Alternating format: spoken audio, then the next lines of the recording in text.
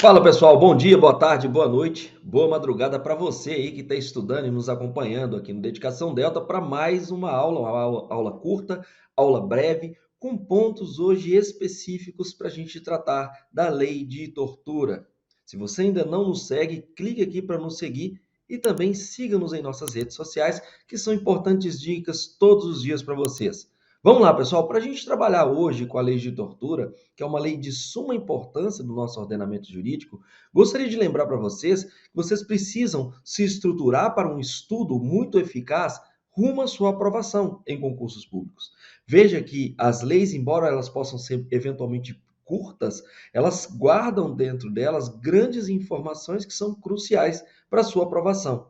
Então, sem mais delongas, vamos começar a nossa aulinha que, como eu já falei, é uma aulinha bem breve, e a gente vai assim trabalhar com os temas específicos. Só para recordar, eu sou o Gleison Lima, delegado de polícia, e estou aqui para buscar com vocês a sua própria aprovação. A ideia é trabalhar com conteúdos específicos para que vocês possam cada vez estar mais aprimorados e mais próximos de ter o seu nome no Diário Oficial. Bacana? Vou compartilhar minha tela aqui com vocês para que a gente possa trabalhar pontos específicos dentro da nossa legislação.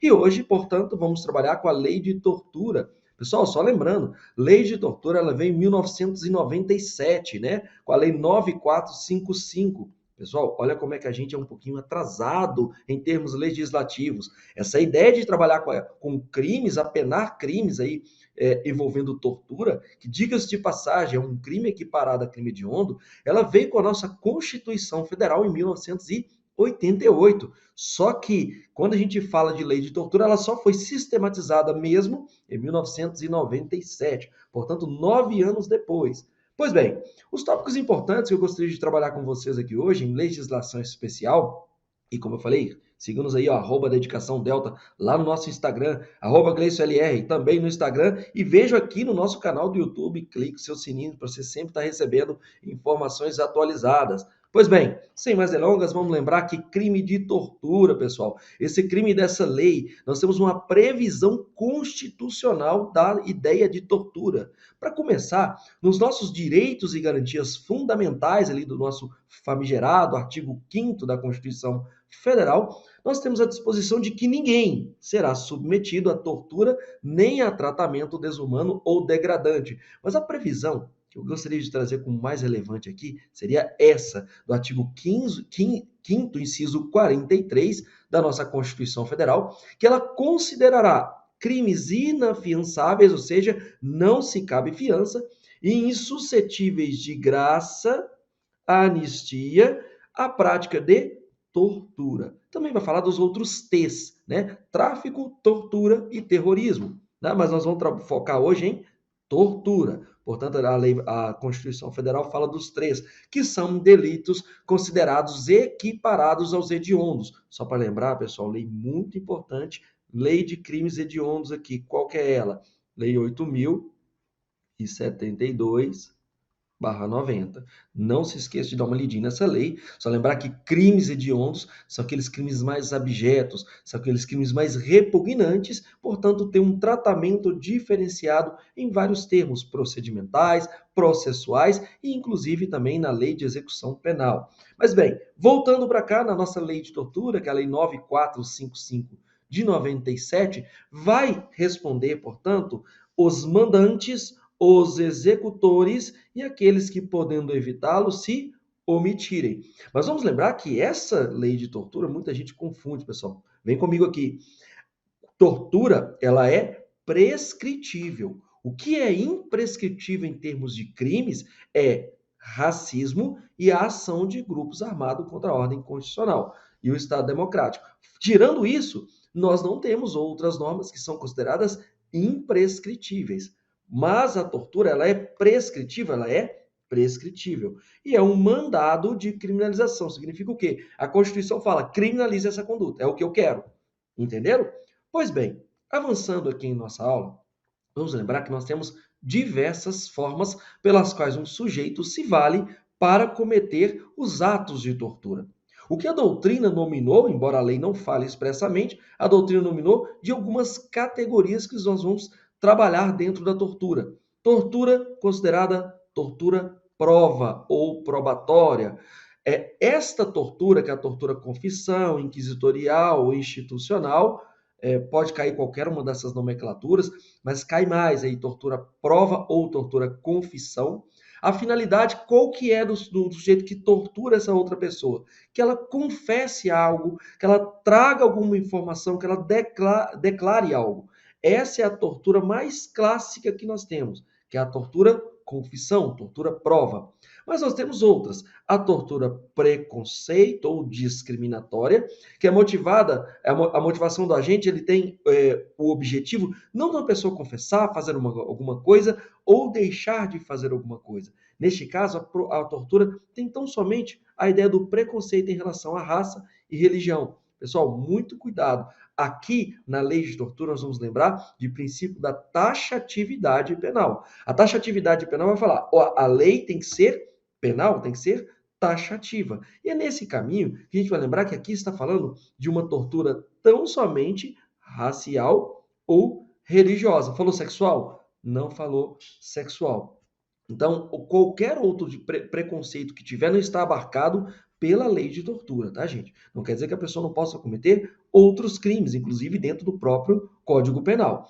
Outra forma de tortura é a tortura para fins de cometimento de crime, ou seja, tortura-se uma pessoa para que ela pratique determinado fato, seja agindo, seja deixando de agir, tá? Nós temos também a tortura castigo, que é a tortura vingativa ou intimidatória, que se aproxima muito com o crime de maus tratos, previsto no artigo 136, portanto, versus crime de maus tratos, previsto no artigo 136 do nosso Código Penal. Temos também a tortura omissão, ou tortura imprópria ou anômala, que não é considerado, neste caso, um crime hediondo. Há uma certa crítica da doutrina sobre ele, que nós vamos falar daqui a pouquinho sobre ela.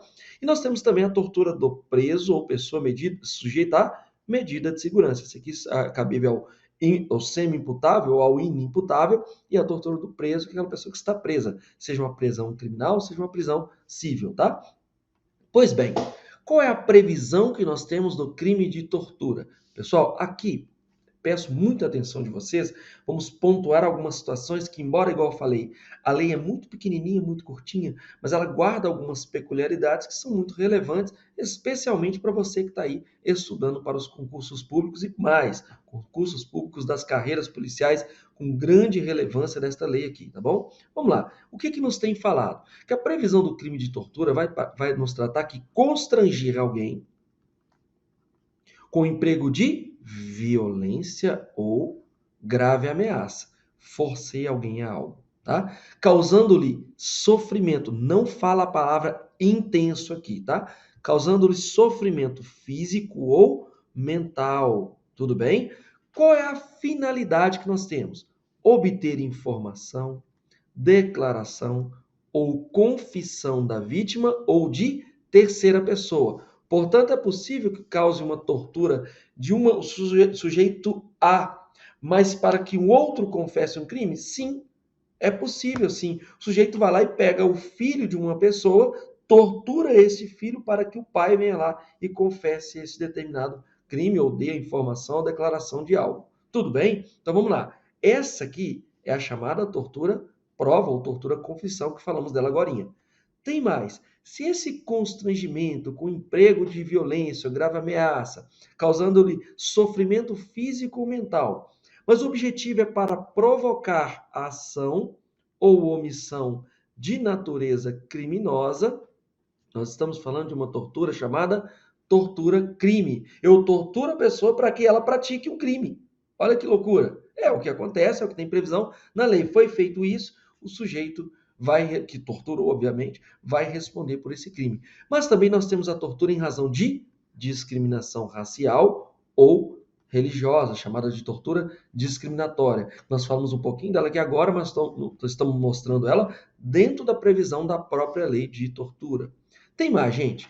Outra forma de torturar alguém seria submeter alguém sob sua, olha o detalhe desse dispositivo, sob sua guarda, poder ou autoridade. E o faz com emprego de violência ou grave ameaça, aí vem a palavrinha intenso, sofrimento físico ou mental como forma de aplicar castigo pessoal ou medida de caráter preventivo, a chamada tortura-castigo. Pessoal, muito cuidado. O nosso artigo 136 do Código Penal, ele traz a figura do chamado maus tratos. E vou te contar um segredinho aqui, ó. É a linha muito tênue entre um dispositivo e outro. Por quê? Quando estamos diante dessa tortura-castigo, a finalidade do sujeito é muito mais sádica, entendeu? Agora, quando a gente está dentro dos maus tratos, a finalidade é mais corretiva e não um certo sadismo de praticar aquela tortura castigando uma outra pessoa. Portanto, vamos lembrar que nessa tortura-castigo aqui, o sujeito submete a pessoa que tem, primeiro, guarda, poder ou autoridade. Tem que ter esse requisito. E mais, submete essa pessoa a intenso sofrimento físico ou mental. Neste caso é diferente do artigo 136, porque nos maus tratos do Código Penal, o objetivo é corrigir, disciplinar. Então essa repreensão, essa violência que é praticada contra esta outra pessoa, ela tem como finalidade específica não torturar, não sadismo. Ali ele quer corrigir, disciplinar. Muito tênue a linha aí, principalmente no caso concreto, principalmente na vida prática. Mas quando vem numa prova, eles deixam bem claro aquilo que eles querem trabalhar. O objetivo era o quê? Era uma questão de disciplina, é uma questão de corrigir a pessoa. Estamos falando mais voltado aos maus tratos do artigo 136. Mas não, essa pessoa quer realmente castigar a outra do nada, é mais uma medida mais sádica ali. Isso vai entrar mais para o lado da tortura, tá? Vamos lembrar que na configuração do crime de tortura, o propósito da tortura é causar esse padecimento dessa vítima, tá? Então fique com isso, embora a linha seja muito tênue, mas a ideia da tortura ela é mais avançada em termos sádicos aí. Outra forma de se praticar a tortura é submeter a pessoa presa, cuidado com isso aqui, ou sujeita à medida de segurança. Vamos lembrar que medida de segurança é uma espécie de sanção penal cabível a pessoas que são inimputáveis e em algumas condições também do semi-imputável, lá do nosso Código Penal. E você submete essa pessoa a sofrimento físico ou mental por intermédio de prática de ato não previsto em lei ou não resultante de medida legal. Essa é a tortura do preso ou pessoa sujeita à medida de segurança. Teremos uma pena aí de 2 a 8 anos. Vamos avançar? Vamos lembrar que na lei de tortura existe a forma omissiva do crime. Aqui nós temos uma grande crítica, tá, gente? Onde está a crítica? Percebam só, quando uma pessoa vai lá e pratica um crime via ação, ela vai lá e mata alguém, tudo bem? Vamos lá no Código Penal, artigo 121, e vamos imputar a essa pessoa esse determinado crime de homicídio. Quando uma pessoa se omite quando deveria agir, porque a gente vai chamar isso de omissão imprópria, por isso artigo 13 lá do nosso Código Penal, parágrafo 2º, nós estamos falando dos famosos garantidores. E numa omissão imprópria, como é praxe, e é dispositivo legal, a pessoa que se omite, mas ela é garantidora, ela responde pelo mesmo crime daquele que o praticou. Então, se eu sou o garantidor e eu não tomo medidas necessárias, eu me omito em relação a determinado fato, por exemplo, que seria um homicídio, eu, omitente impróprio, garantidor, respondo também pelo homicídio, tal como aquele que o praticou, e vai para qualquer crime, estupro, roubo e sim vai. Só que aí, a lei de tortura ela trouxe uma diferenciação, que as pessoas começaram a questionar exatamente sobre ela. E qual que foi a diferenciação que ela trouxe? Ela falou, olha, aquele que se omite em face das condutas de tortura, que se ele se omite, ele tem o dever de evitá-las ou de apurá-las, ele incorre na pena de detenção de 1 a 4 anos, é a famosa tortura-omissão. Mas espera aí, esse que se omite ou tem o dever tendo o dever de evitá-las ou de apurá-las, não deveria responder pelo mesmo crime daquele que praticou a tortura? Porque ele não seria um garantidor? Em tese, pessoal, ele seria mesmo um garantidor. Só que a lei fez essa diferença. Então, como ela fez essa diferença, ela trouxe uma pena, inclusive, de detenção de 1 a 4 anos, que não é considerado o quê? Crime hediondo. Olha para vocês verem. Só para lembrar, trouxe aqui o que são os garantidores do nosso Código Penal. O artigo 13, parágrafo 2º do nosso Código Penal, ele vai dizer que a omissão é penalmente relevante, esse é dos garantidores, quando o omitente devia e podia agir para evitar o resultado. O dever de agir incumbe a quem tenha por lei obrigação de cuidado, proteção ou vigilância, de outra forma assumiu a responsabilidade de impedir o resultado, e aquele que com seu comportamento anterior criou o risco da ocorrência desse resultado. Então imaginem comigo uma seguinte situação. O sujeito é um delegado de polícia, está vendo a tortura acontecendo ali. Ele devia agir para evitar aquele resultado. Ele não o faz. Por quê? Porque ele deveria agir, não agiu.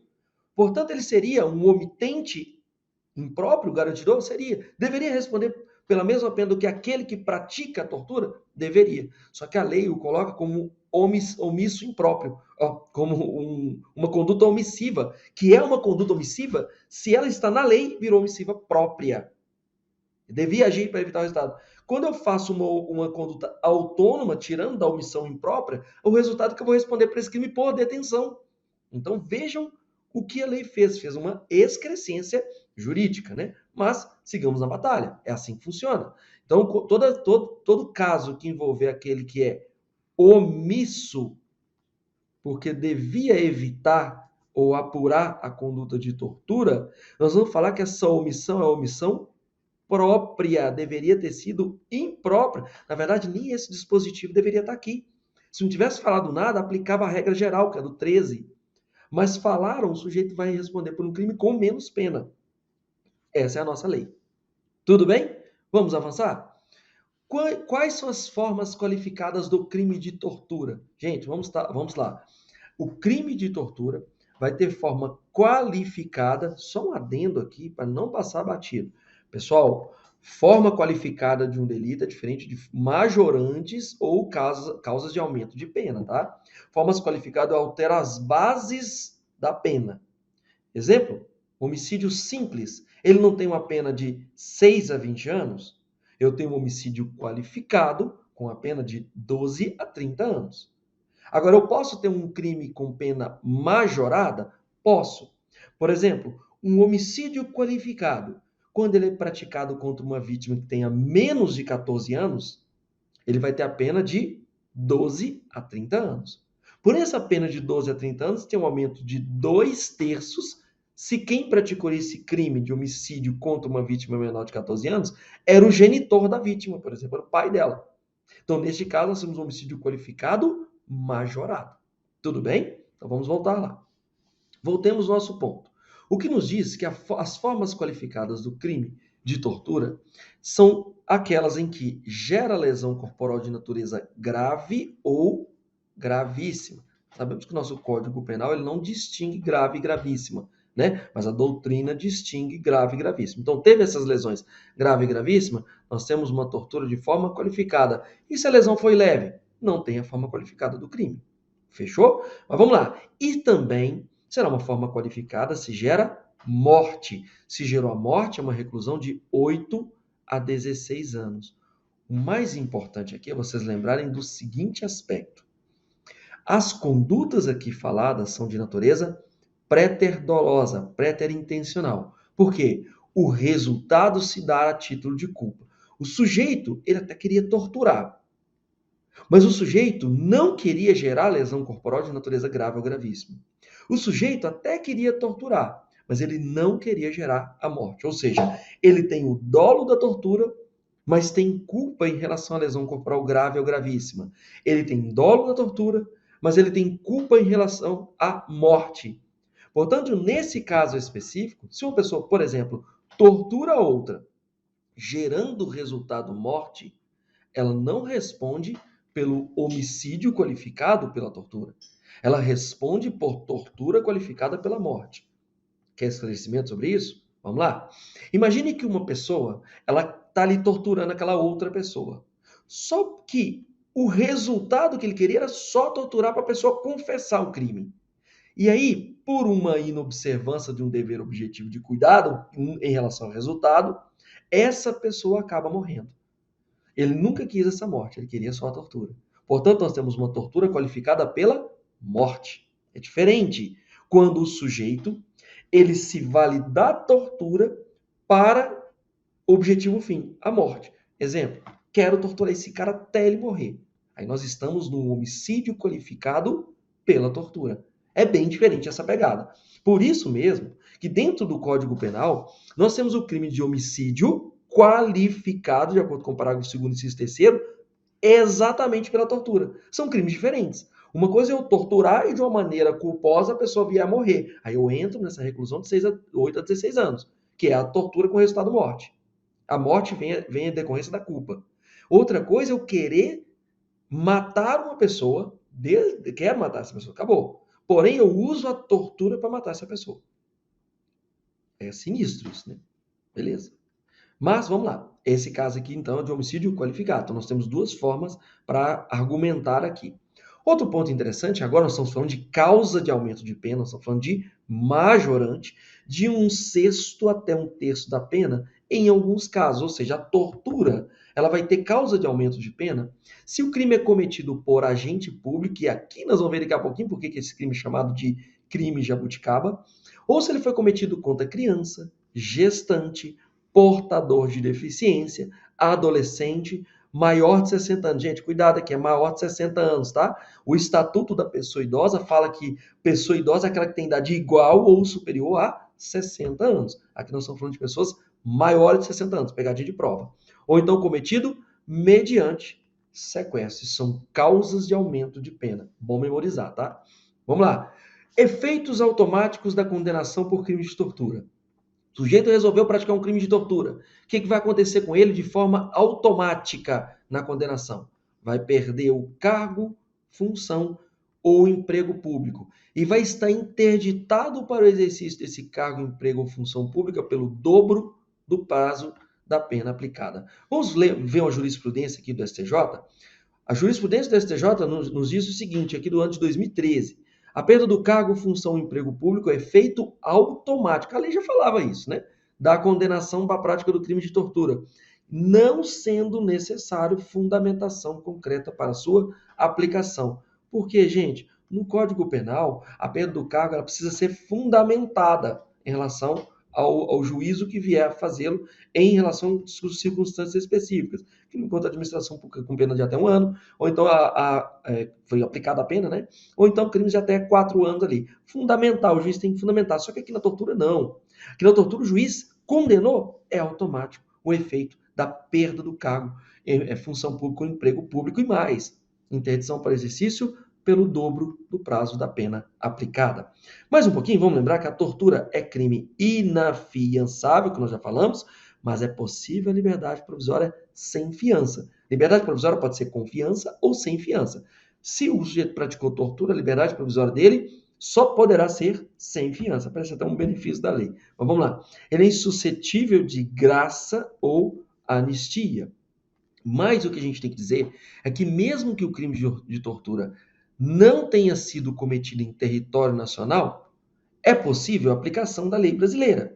Quando? Quando a vítima seja brasileira, muito cuidado com esses detalhes, ou quando o agente encontrasse em local sob jurisdição brasileira. Nesses casos, vítima brasileira ou agente encontrasse em local sob jurisdição brasileira, nós vamos pensar nessa extraterritorialidade incondicionada, tá? Nesses pontos nós temos o princípio da nacionalidade ou da personalidade passiva, nós temos o princípio do domicílio, princípio da justiça universal incidentes. Tudo bem? Vamos caminhando para o fim, vamos lembrar que alguns julgados são muito importantes em termos de jurisprudência. Lembramos que o informativo de número 589 do STJ, ele nos disse que, olha, que o caso de crime de tortura perpetrado contra criança, lembra que nós vimos até a majoração da pena, se for perpetrado contra criança, em que a prevalência de relações domésticas e de coabitação não há bis in idem, ou seja, não há uma incidência dupla sobre o mesmo fato, a situação de ter uma majorante de pena e uma agravante genérica em razão da coabitação, relações domésticas. Quero dizer melhor sobre isso aqui, ó. Pessoal, vamos lembrar que no momento em que há uma aplicação da pena por parte do juiz, na hora dele dosar a pena, a gente chama de dosimetria da pena no Código Penal brasileiro, nós temos no artigo 68 um critério trifásico. Portanto, o juiz vai fazer a aplicação da pena base, que são as circunstâncias judiciais. Nós vamos falar de causa de aumento de pena e causa de diminuição de pena. Desculpa, circunstâncias agravantes e circunstâncias atenuantes. E a terceira fase como causas de aumento e causa de diminuição de pena. É o critério trifásico para se aplicar uma pena sobre alguém. Beleza? O que queriam dizer é o seguinte: mas a causa de aumento do crime cometido contra a criança vai ser a mesma daquela que tem a majoração da pena em decorrência da existência de coabitação da pessoa, de que a pessoa mora junto, essa criança vítima. Não. O sujeito, por exemplo, que é o pai da criança, torturou essa criança ali, nós vamos falar que nós temos a incidência, e que tem a coabitação, a incidência da causa de aumento de pena da tortura e a incidência da agravante genérica lá do Código Penal do artigo 61. Então nós temos, não é um bis in idem, são circunstâncias distintas em momentos distintos da aplicação da pena. Quem tentou dar a gatagem aqui não conseguiu e vai ter uma pena, sim, um pouco maior. Tá? E nós temos o informativo 633 do STJ, falando que somente pode ser agente ativo do crime de tortura-castigo, beleza? Muito próximo daquele, portanto, que é dos maus tratos, aquele que detiver outra pessoa sob sua guarda, poder ou autoridade, porque isso está previsto em lei. Não está sob guarda, poder ou autoridade, não pode incorrer sobre esse crime. Sempre lembre-se, direito penal rege o princípio da taxatividade, tá? Tortura. Por que tortura é chamado de crime jabuticaba? Porque só tem no Brasil esse modo da tortura que nós fizemos. Lembramos que o sujeito ativo do crime de tortura no Brasil pode ser qualquer pessoa. E isso, pessoal, distingue de outros lugares no mundo. Por quê? Porque em outros lugares no mundo, e levando em conta a convenção, nós temos a ideia de que tortura vai ser somente praticada pelo funcionário público. Só que aqui no Brasil não, pode ser qualquer pessoa sendo autora do crime de tortura. Lembramos que essa decisão também do STJ é relevante, que falou que esta lei, que é a lei de tortura, ao tipificar o crime de tortura como crime comum, podendo ser praticado por qualquer pessoa, não apenas por funcionário público, ela não ofendeu o que determinava a Convenção da ONU contra a tortura e outros tratamentos ou penas cruéis, desumanos ou degradantes. Por quê? Porque havia ressalva nessa própria convenção de que a gente poderia aplicar sobre qualquer pessoa essa ideia de tortura. Vamos lembrar que a prova obtida por meio de tortura será uma prova considerada ilícita, assim como as dela derivadas. Muito importante o que fala a Constituição Federal, que são inadmissíveis no processo as provas obtidas por meios ilícitos. Portanto, pessoal, aqui vamos lembrar que a Constituição Federal é um ponto extremamente importante para que a gente tenha como base de não praticar uma tortura, né? Até porque isso é desumano, é degradante, degrada quem pratica e degrada quem também está sendo vítima dessa tortura. Porque psicologicamente eu acredito que ninguém fica bem numa situação dessa. Você é um sádico, um psicopata numa situação dessa. Beleza? No mais, é só lembrar que nós temos como sempre o substrato da Constituição Federal. É bom estar com vocês aqui. Desejo excelentes estudos. Novamente, siga-nos em nossas redes sociais. Siga-nos a gente aqui no nosso YouTube, nossas plataformas, porque cada dia tem conhecimentos distintos e mais variados para vocês. Fico por aqui por hoje. Desejo mais do que estudos organizados, centralizados e com essa aulinha aqui é para a gente poder, se você está na rua, você está ouvindo um podcast da gente, está ouvindo um YouTube, uma aulinha, vem para a gente aqui, ouve conteúdo forte, jurídico e que pode estar na sua próxima prova. Tudo bem? Grande abraço para vocês e até a próxima. Até mais.